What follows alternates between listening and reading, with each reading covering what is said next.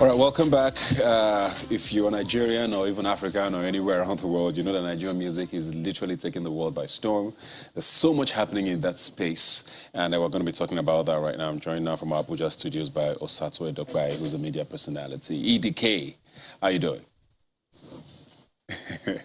Good, thank you. How are you? I'm very well, thank you. It's a big day for Nigeria, first of all. The Grammys are happening tonight.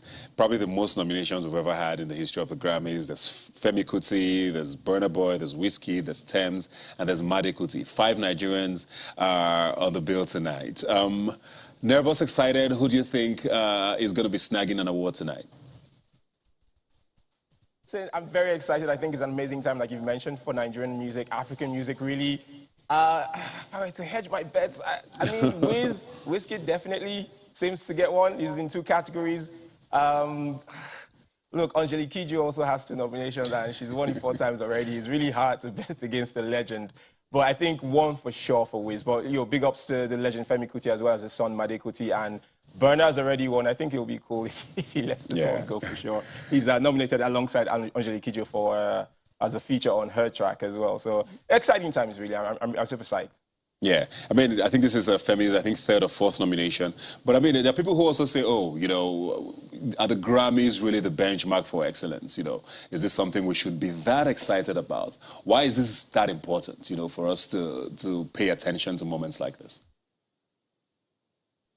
The Grammys are a music award ceremony of global repute. I know that people say, look, awards are just what they are, they're awards. But look, when you've worked so hard as an artist or in any profession, really, it's really nice to get some sort of recognition. And if you're getting recognized by easily one of the biggest award ceremonies in the world, I know it's American, I know it's going to be in Las Vegas later tonight and so on, but it's a big deal. And there have been various Nigerian artists in the past who have sung endlessly about copying one of those Grammy trophies. So I think it's a huge achievement for any artist. I know that it's not easily the benchmark for excellence, but I think for any artist, worth their salt, it's sort of a big deal. And I don't think anybody should say it isn't in any way. I think a lot of the artists who are nominated are very excited and very proud of their nominations. And I think a lot of artists still on the come up look forward to the day where their names will be discussed amongst Grammy nominees. Yeah, I mean, I think we're all going to be awake tonight, hoping to watch the moment when it happens. Definitely rooting for all the Nigerians there. But outside of the Grammys, like I said, there's so much happening, CK is in the news every day, His subscription numbers on YouTube are mind-blowing. He's literally on everyone's lips across the world. Every American or British person you meet, or even non-English speaking countries seem to have his song note for note. He's going crazy with Love Wants It. Then, of course, there's Davido, who literally just copped the official song for the FIFA World Cup, the biggest sporting event in the world. There's just so much happening at this time. What changed for Nigerian music to get us here? What suddenly happened? What's different?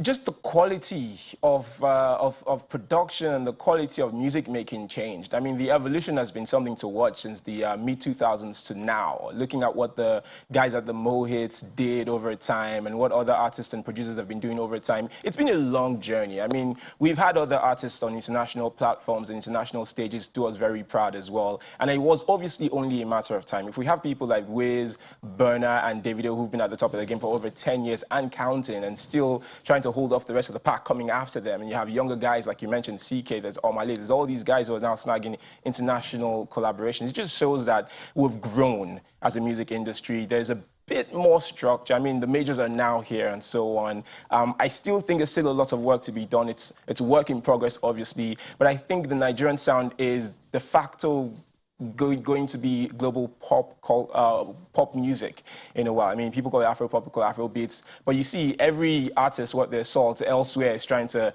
get a pinch of us. They're featuring CK, they're featuring Omale, they're trying to get a Davido feature. It used to be the other way around, if you remember. So I think it's just how artists are taking their craft a little more seriously, how people who work with the sound as well have evolved in and made sure that our sound is competitive globally. And it's such a proud moment for all of us, I see. Even the rest of Africa is jealous of us as Nigerians, and it shows the amount of work that we're putting in. I'm so proud of what we're doing. I mean, that's why we're getting accused of not pulling some countries up, but let's not talk, let's not mention any names. But I want to talk, you mentioned structure there, and I wonder what structure looks like these days. You know, in the past, you know, you had to release an album, you know, go through all the marketing and look for some distribution deal and all of that. These days, you just need to go viral on TikTok and you're a huge star.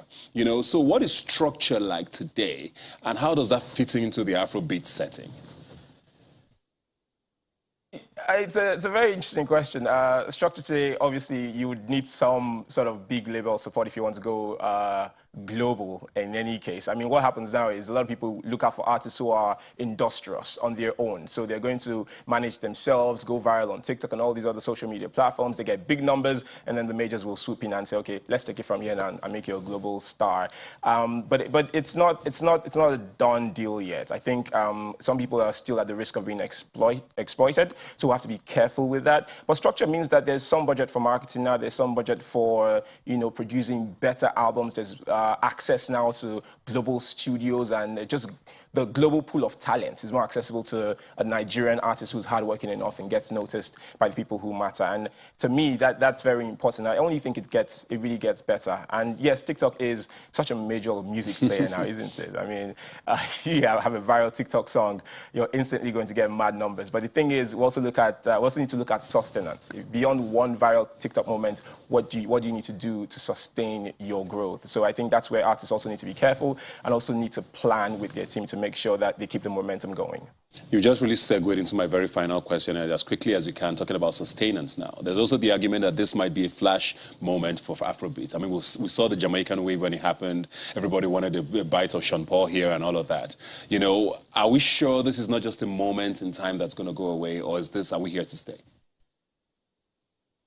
Legitimate fear, Ibuka. It's a legitimate fear, but I strongly believe that it's not. I think that the times are slightly different. I think that there are more Nigerian-born music entrepreneurs who are savvy about music business, who can compete globally with the best music execs in the world. I mean, there's Don Jazzy, there's all sorts of people who know their onions. So I think they're going to look at the business side of things and take care of their business as well, and make sure that we're not being exploited for just our sound and just this moment in history, and look at the Afrobeats. Well, I don't want to say Afrobeats wave. I think it's here to stay, and I think that while there's a lot of work to be done, it is possible, and I'm really looking forward to the next 5-10 years of what we're going to do here.